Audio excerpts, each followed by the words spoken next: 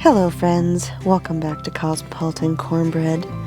Today I'm working in the kitchen and I'm working on a new bread recipe.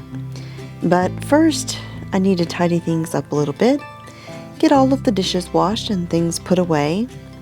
And one of the things I need to put away is this brand new travel slow cooker. I was so excited to get one of these. And I've already used it for going to Shabbat Fellowship. Let me know if you'd like to see more about this and maybe I can do a review on it.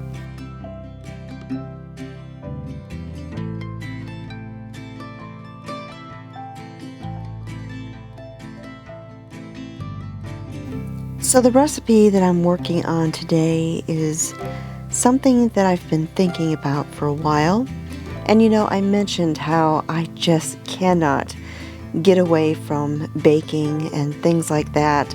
I mean, with a name like Cosmopolitan Cornbread, how could I possibly ever go low carb and carnivore or anything like that permanently?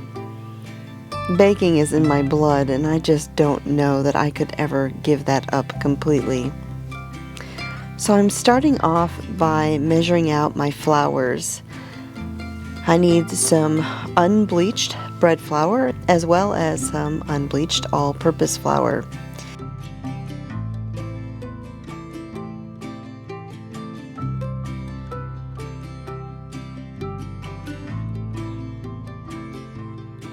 And as you can see, I'm working on a honey challah recipe. I've got my yeast, my honey, my flours,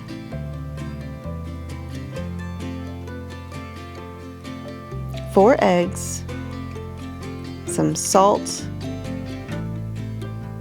a little bit of sugar, and some butter, and of course some warm water.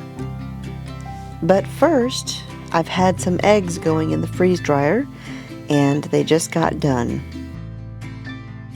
I'm pulsing the freeze-dried eggs in my little blender here so that they're a powdered egg.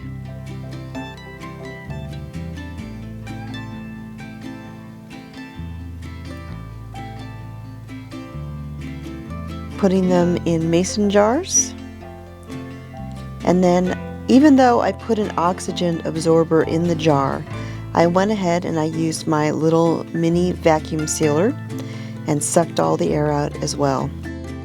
And now, shelf-stable freeze-dried eggs from our abundance that we've been getting from the chickens.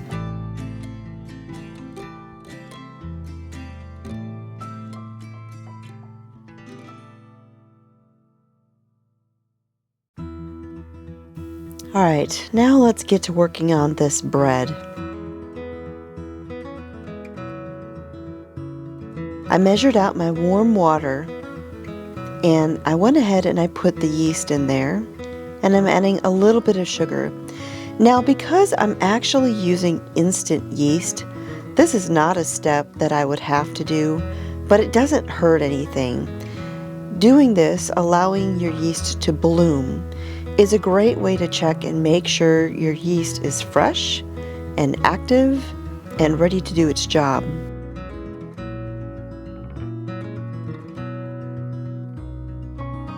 I'm starting off by cracking my eggs, and yes, I do one egg at a time, and I started giving them a sniff because a fresh egg doesn't have a smell. But if I even think I smell something, I'm not going to use that egg.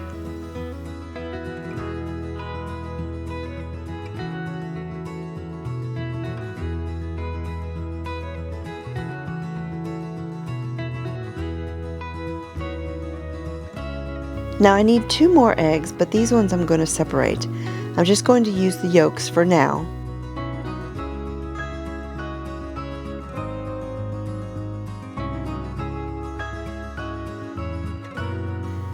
And I'm going to save these egg whites for later. Tidying up as I go. Alright, some kosher salt.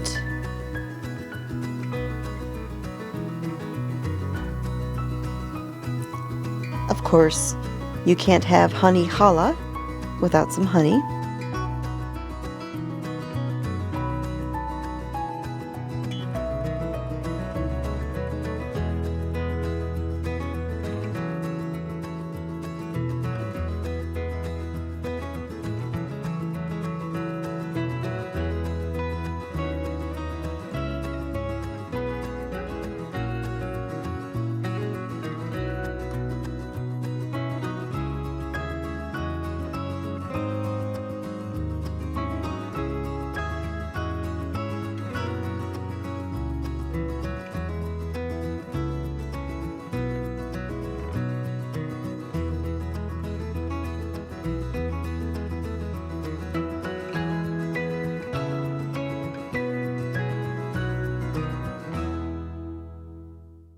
Check out this yeast.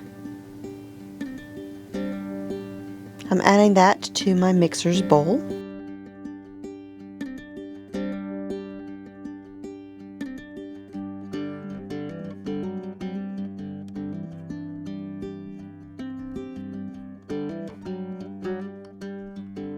I'm adding in the butter, which I had melted.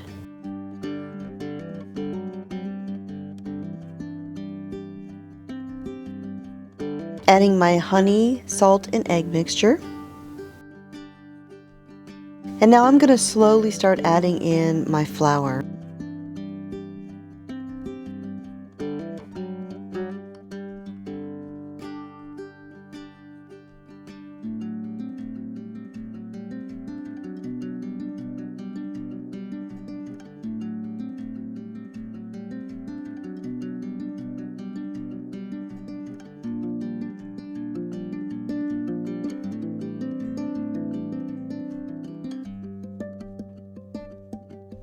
Now this little trick right here is something you can do if you don't have a nice warm place for your bread dough to rise. Take a nice heavy bowl, like the pottery bowl that you see here.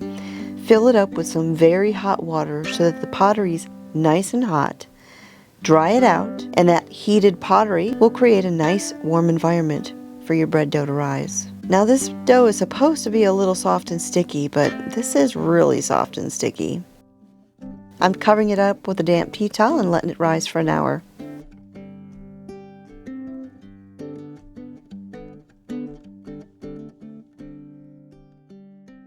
Alright, my dough has risen, doubled in size, and now I'm pulling it out here onto my floured surface, and I'm going to shape my loaves.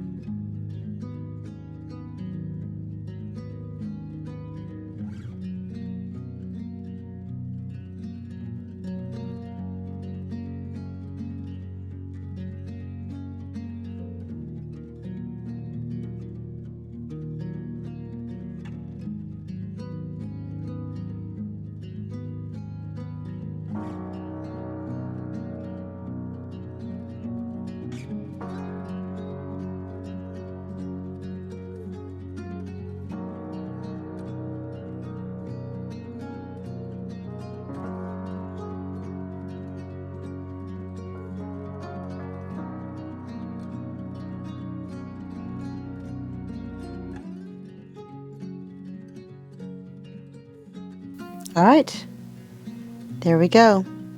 2 loaves of honey challah braided together. Now I'm going to let these rise once again.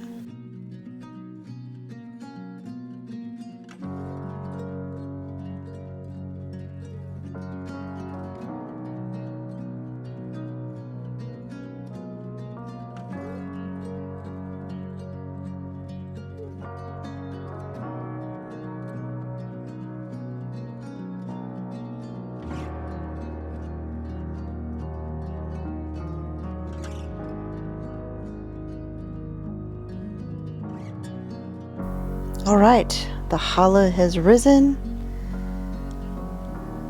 I'm going to pop it in the oven and let it bake for about 10 minutes, and then I'll go ahead and I'll add my egg white wash and let them finish baking. These turned out great. The flavor was delicious. The texture was pretty good, but the recipe's not quite perfect yet. I'm going to bake this one more time this week and do a little bit of tweaking to the recipe and get it just right.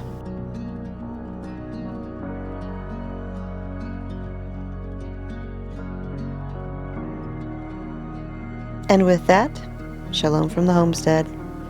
I'll talk to y'all next time.